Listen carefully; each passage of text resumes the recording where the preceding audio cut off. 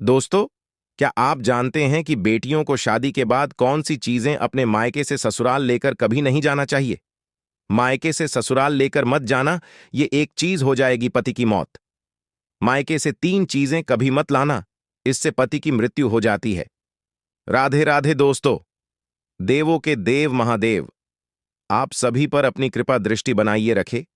नमस्कार दोस्तों, Shri Ram TV channel पर आपका स्वागत है।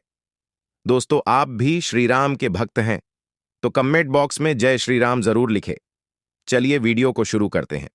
दोस्तों, बेटियां बहुत ही नाजों से अपने माता पिता के घर में बड़ी होती हैं और उसी घर से शादी के बाद विदा होकर अपने ससुराल जाती हैं।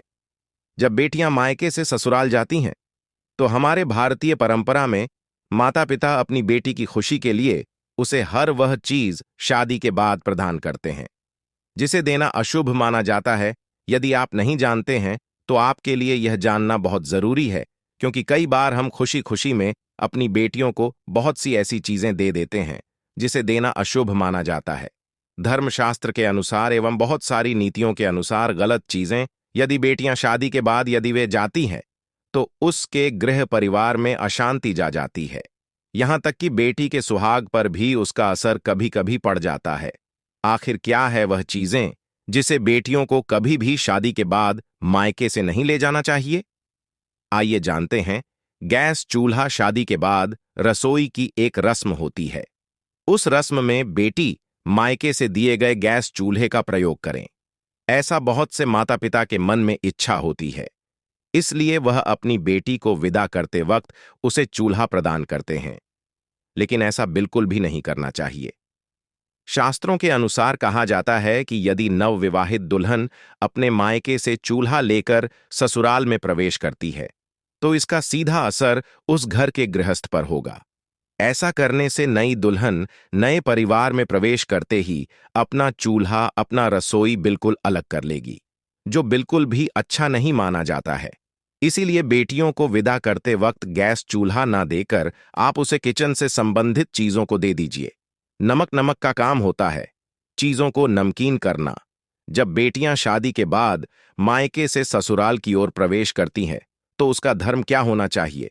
नए घर में प्रवेश करते वक्त सबको साथ लेकर चलना, सबसे अच्छे से बात करना और जो भी रिश्ता उससे जुड़ा है उन सभी रिश्तों में मिठास घोलना।